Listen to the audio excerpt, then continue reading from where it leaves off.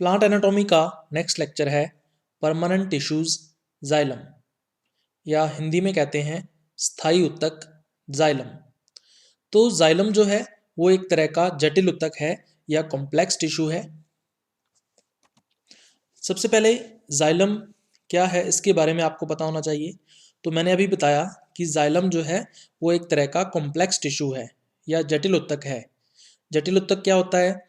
ऐसा उत्तक या टिश्यू जो एक से अधिक प्रकार की सेल्स या कोशिकाओं के मिलने से बनता है, जटिल उत्तक या कॉम्प्लेक्स टिश्यू कहलाता है।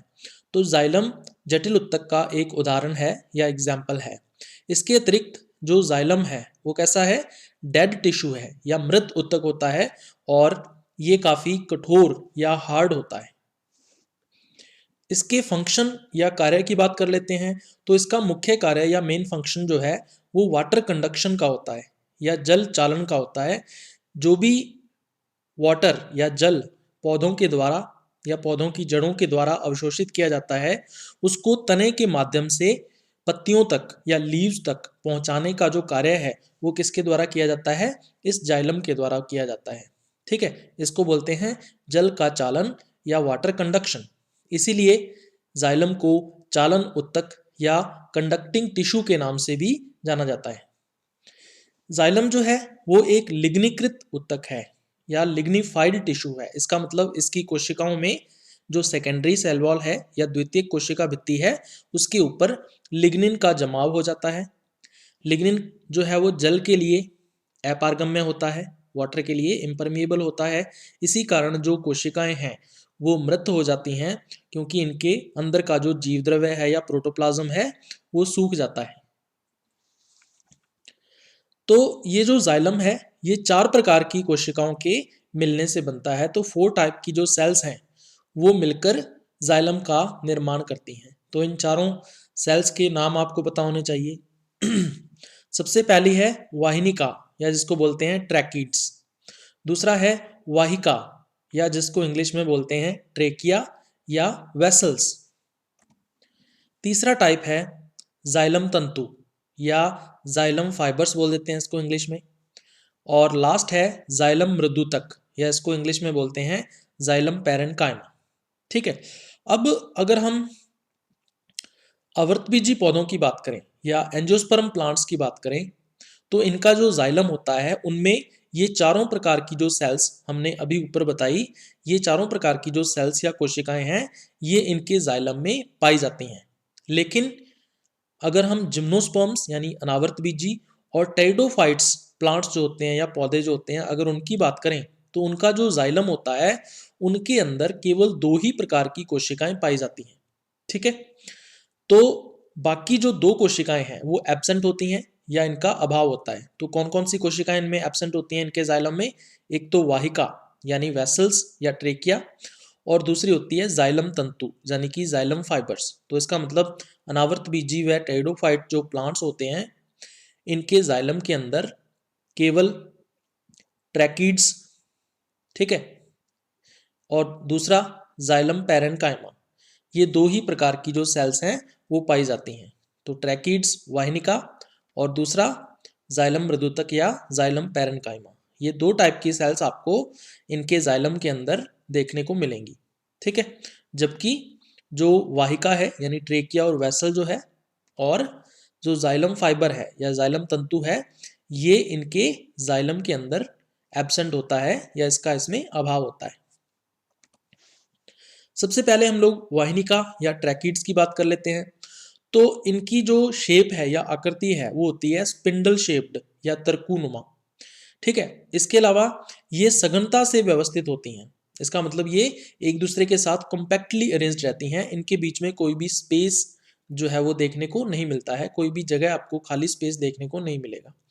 इसके अलावा इनकी जो गुहा है या ल्यूमन जो होती है इनकी, वो काफ़ी बड़ी होती है या लार्ज साइज की होती है। डायग्राम के अंदर आप देख सकते हो एक ट्रैकिड जो है वो शो की हुई है। ठीक है, इनकी जो सेकेंडरी सेल वॉल होती है या द्वितीयक कोशिका भित्ति होती है उनके ऊपर लिग्निन का जमाव हो जाता है, जिसकी वजह से ये जो ट्रैकिड है ये मृत या डेड हो जाती है। और इसकी ल्यूमन या गुहा आप लोग देख सकते हो काफ़ी बड़ी है। अगर हम इस ट्रैकिड का ट्रांसवर्स सेक्शन या अनुप्रस्थ काट काट देते हैं तो ये एंगुलर शेप की या कोणाकार दिखाई देती है। अगर हम इनकी अरेंजमेंट या व्यवस्था की बात करें तो ये ट्रैकिड्स जो हैं वो साइड बाय साइड आपस में जुड़ी हुई रहती हैं, यानी कि एक ट्रैकिड की साइड दूसरी ट्रैकिड की साइड के साथ जुड़ी रहती है। इसके अलावा इनमें गर्त या जो होल हैं, है ना, या छिद्र हैं, ठीक है, वो इनकी स्पर्श सतह पर पाए जाते हैं, या हम कह सकते हैं इनकी जो टाइजेंशियल सरफेस होती है इन ट्रैकिड्स की, उनके ऊपर पाए जाते हैं गर्त, या इनको क्या बोल देते हैं, पिट्स। तो आप देख सकते हो ये एक पिट है या गर्त है, और ये भी एक पिट है या गर्त है। तो ये पिट करता क्या है अभी, एक ट्रैकिड को दूसरी ट्रैकिड के साथ जोड़ता है। इन पिट्स या गर्तों के माध्यम से जो जल है वो एक ट्रैकिड से दूसरी ट्रैकिड में प्रवेश करता है, ठीक है। तो इस प्रकार ये जो गर्त या पिट्स होते हैं वो एक ट्रैकिड को दूसरी ट्रैकिड से जोड़ने का काम करते हैं। तो इस तरह से side by side in tracheids की अरेंजमेंट है या व्यवस्था है, और इनकी जो स्पर्श सतह होती है उन पर पिट्स या गर्त जो हैं वो पाए जाते हैं, ठीक है। तो ये है साइड बाय साइड इनकी अरेंजमेंट। दूसरे टाइप की सेल है वाहिका, या जिसको ट्रेकिया और वेसल्स भी कहा जाता है। इनकी शेप या आकृति की बात करें तो ये होती हैं बेलनाकार या सिलेंड्रिकल शेप, ठीक है। अब ये क्या होती हैं, एंड टू एंड आपस में जुड़ी हुई रहती हैं। इसका क्या मतलब है कि एक जो ट्रेकिया है या वेसल है उसका सिरा दूसरी ट्रेकिया या वेसल के साथ जुड़ा हुआ रहता है, तो इसको बोलते हैं एंड टू एंड अरेंजमेंट, ठीक है। अब हर एक जो वेसल या ट्रेकिया होती है उसके अंदर, हर एक वाहिका के अंदर छोटी छोटी ट्यूब्स होती हैं, स्मॉल साइज की ट्यूब्स उपस्थित होती हैं, और इन ट्यूब्स को बोलते हैं वाहिका तत्व, या इसको इंग्लिश में कहा जाता है वेसल एलिमेंट, ठीक है। इसके अलावा एक चीज आपको और ध्यान में रखनी है कि जितने भी एंजियोस्पर्म्स होते हैं उन सभी में से सबसे जो लंबी वेसल है या ट्रेकिया है या वाहिका है वो किस में होती है, तो लॉन्गेस्ट जो ट्रेकिया या वेसल है वो होती है यूकेलिप्टस के पौधे के अंदर। यूकेलिप्टस को हम लोग आम भाषा में क्या बोलते हैं, स्फेदा। तो इस स्फेदा या यूकेलिप्टस के अंदर जो जाइलम होता है उसके अंदर जो ट्रेकिया या वेसल होती है वो सबसे लंबी या लॉन्गेस्ट होती है। इस डायग्राम के अंदर आप लोग देख सकते हो भी, तो इसमें जो ब्राउन कलर से शो की गई हैं, ठीक है, ये क्या है, वेसल्स हैं या ट्रेकिया हैं। अब हर एक वेसल के अंदर आप देख सकते हो पिंक कलर से शो की हुई ट्यूब्स हैं, छोटी छोटी ट्यूब्स हैं। इन ट्यूब्स को क्या बोल देते हैं, वेसल एलिमेंट्स या वाहिका तत्व बोल देते हैं इनको, ठीक है। अब हर एक वेसल जो है वो दूसरी वेसल के साथ एक छिद्र के साथ या एक पोर के साथ जुड़ी हुई रहती है, और इस पोर को हम लोग क्या बोलते हैं, वेसल प्लेट या वाहिका प्लेट इसको बोल देते हैं। तो ये है भी स्ट्रक्चर ऑफ वेसल या वाहिका की संरचना। तीसरे टाइप की सेल्स हैं जाइलम तंतु या जाइलम फाइबर्स भी बोल देते हैं इसको। तो ये क्या होता है, अभी वाहिका के साथ लगे हुए रहते हैं, जो ट्रेकिया या वेसल होती है उसके साथ ये अटैच्ड होते हैं फिजिकली या भौतिक रूप से। तो इसको डायग्राम में देख सकते हैं हम लोग। तो इस डायग्राम में आप देख सकते हो भी ये जाइलम फाइबर है या जाइलम तंतु है जो कि जुड़ा हुआ है किसके साथ, वेसल या ट्रेकिया या वाहिका के साथ, ठीक है। तो फिजिकली या भौतिक रूप से ये जुड़ा हुआ है।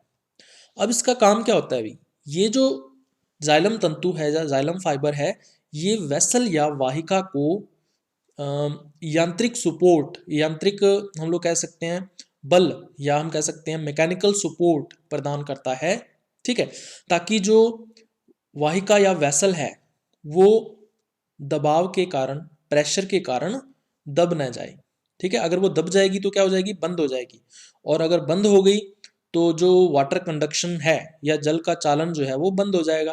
तो जो जाइलम फाइबर है वो ये ध्यान में रखता है कि वाहिका या वेसल दबे नहीं, और जो जल का चालन है या वाटर कंडक्शन हो रहा है वो बंद न हो जाए। तो ये मैकेनिकल सपोर्ट या जो हम कह सकते हैं यांत्रिक प्रतिबल जो है वो प्रदान करता है वेसल या वाहिका को। फोर्थ टाइप की सेल है जाइलम मृदुतक या जाइलम पैरेन्काइमा। ये शॉर्ट लिव्ड होती है। शुरू में तो क्या होता है, ये लिविंग होती है, ठीक है, बहुत ही कम टाइम तक ये लिविंग रहती है। बाद में क्या होता है, इसके अंदर अपशिष्ट पदार्थ जो होते हैं, यानी कि जो वेस्ट मटेरियल होता है, उसका डिपोजिशन हो जाता है, जमाव हो जाता है, और इसी जमाव के कारण बाद में इसकी डेथ हो जाती है, तो बाद में ये मृत हो जाती है, ठीक है। तो जाइलम पैरेन्काइमा भी बाद में जाकर मृत या डेड हो जाती है। तो ये 4 टाइप की सेल्स होती हैं जाइलम के अंदर। अब एक चीज आपको ध्यान में रखनी है, मैंने आपको ये बताया था कि जो अनावर्त बीजी पौधे होते हैं या जो जिम्नोस्पर्म्स होते हैं, उनमें वेसल्स या वाहिकाएं जो हैं वो नहीं पाई जाती हैं, लेकिन फिर भी कुछ अनावर्त बीजी या जिम्नोस्पर्म्स ऐसे हैं जिनमें वाहिकाएं पाई जाती हैं। तो अनावर्त बीजी पौधों के अंदर या जिम्नोस्पर्म प्लांट्स के अंदर एक ऑर्डर या गण आता है जिसका नाम है निटेल्स। इस निटेल्स में 3 प्लांट मेंबर्स आते हैं या 3 पादप सदस्य आते हैं जिनके नाम आपको ध्यान में रखने हैं, नीटम, एफिड्रा एंड वेल्विशिया। तो इन तीनों पौधों के अंदर, ठीक है, जो जाइलम होता है, उस जाइलम के अंदर जो वाहिकाएं या वेसल्स होती हैं वो पाई जाती हैं, ठीक है, ये उपस्थित होती हैं। तो ये चीज इंपॉर्टेंट है, इसके ऊपर क्वेश्चन भी पूछा जा सकता है। इसके अलावा मैंने ये भी आपको बताया था कि जो एंजियोस्पर्म प्लांट्स होते हैं या आवर्तबीजी पौधे होते हैं, ठीक है, यहाँ पे आवर्तबीजी लिखना है, यहाँ पे अनावर्तबीजी लिखा हुआ है तो आवर्तबीजी आएगा यहाँ पे। एंजियोस्पर्म जो प्लांट्स होते हैं उनमें मैंने आपको बताया था कि जो वेसल्स हैं या वाहिकाएं हैं वो उनके जाइलम में पाई जाती हैं, ठीक है। लेकिन फिर भी कुछ आवर्तबीजी पौधे या एंजियोस्पर्म प्लांट्स ऐसे होते हैं जिनके जाइलम के अंदर वाहिकाओं का अभाव होता है या वेसल्स एब्सेंट होती हैं, ठीक है। तो ये एक ऑर्डर आपको ध्यान में रखना है जिसको बोलते हैं रेनेल्स, ठीक है। तो इनको लोअर एंजियोस्पर्म्स या निम्न आवर्तबीजी पौधे भी कह देते हैं। तो ये कौन कौन से हैं भाई, तो इसमें एक तरफ तो जीनस या वंश दिया हुआ है और दूसरी तरफ कुल या फैमिली दी हुई है। तो इनके नाम आपको ध्यान में रखने हैं, इनके ऊपर डायरेक्ट क्वेश्चन एग्जाम के अंदर पूछा जाता है। तो सबसे पहला है टेट्रासेंट्रोन, इसकी फैमिली कौन सी है, टेट्रासेंट्रेसी। दूसरा है ट्रोकोडेंड्रोन, इसकी फैमिली या कुल कौन सा है, ट्रोकोडेंड्रेसी। तीसरा ड्राइमिस और चौथा है बूबिया। तो ड्राइमिस और बूबिया जो जीनस या वंश हैं, इनकी फैमिली एक ही है, उसको बोलते हैं विंट्रेसी, ठीक है। तो ये कुछ प्लांट्स हैं जो कि ऑर्डर रेनेल्स में आते हैं, ठीक है, और इनके पौधों के अंदर जो जाइलम होता है, यानी ये जो प्लांट्स हैं या पौधे हैं, इनके जाइलम के अंदर वाहिकाओं का अभाव होता है, यानी वेसल्स जो हैं वो एब्सेंट होती हैं। तो ये आपको ध्यान में रखना है, इंपॉर्टेंट चीज़ है। चलिए, इसके अलावा हम लोग बात करते हैं हाइड्रोफाइट्स की या जलोदबिद पौधों की।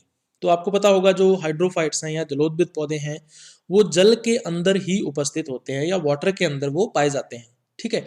इसलिए उनमें जल के चालन की या वाटर कंडक्शन की ज़्यादा आवश्यकता नहीं होती है, ठीक है। इसीलिए जो हाइड्रोफाइट्स हैं या जलोदबिद पौधे हैं उनमें अविकसित प्रकार का जाइलम पाया जाता है या अनडेवलप्ड टाइप का जो जाइलम है वो पाया जाता है। तो जाइलम जो है वो बहुत ही अविकसित या अनडेवलप्ड होता है इन प्लांट्स के अंदर। इसके अलावा अगर जलोदबिद जल के अंदर डूबे हुए हैं, इनको बोलते हैं जलमग्न जलोदबिद पौधे या हम इंग्लिश में बोलते हैं सबमर्ज्ड हाइड्रोफाइट्स। तो ऐसे प्लांट्स के अंदर या पौधों के अंदर जो जाइलम है वो इतना ज़्यादा अविकसित या अनडेवलप्ड होता है कि वो एक गुहा के रूप में ही रह जाता है, एक कैविटी के रूप में ही रह जाता है। तो ये चीज़ आपको ध्यान में रखनी है, इंपॉर्टेंट चीज़ है। लास्ट में जाइलम के कार्य या फंक्शंस ऑफ जाइलम देख लेते हैं। तो इसका जो प्राथमिक कार्य है या प्राइमरी फंक्शन इसका है वो है वाटर कंडक्शन या जल का चालन। इसका मतलब प्लांट्स की जो रूट्स हैं या पौधों की जो जड़ें हैं जो मृदा से जल को अवशोषित करती हैं, उस जल को स्टेम या तने से होते हुए पत्तियों तक पहुंचाने का जो कार्य है वो किसके द्वारा किया जाता है, जाइलम के द्वारा किया जाता है, और इस प्रक्रिया को बोलते हैं जल का चालन या वाटर कंडक्शन। उसके बाद द्वितीयक कार्य या सेकेंडरी फंक्शन हम लोग बात करें तो मैंने अभी आपको बताया था कि लिग्निन के जमाव के कारण जो जाइलम है इसकी कोशिकाएं मृत हो जाती हैं या डेड हो जाती हैं, और डेड जाइलम डेड है लिग्निन की वजह से, और लिग्निन की वजह से ही इसमें हार्डनेस या कठोरता आ जाती है। तो इसका मतलब ये पौधे को यांत्रिक मजबूती या हम कह सकते हैं मैकेनिकल स्ट्रेंथ प्रोवाइड करने का भी कार्य करता है। तो ये था भी अपना आज का लेक्चर।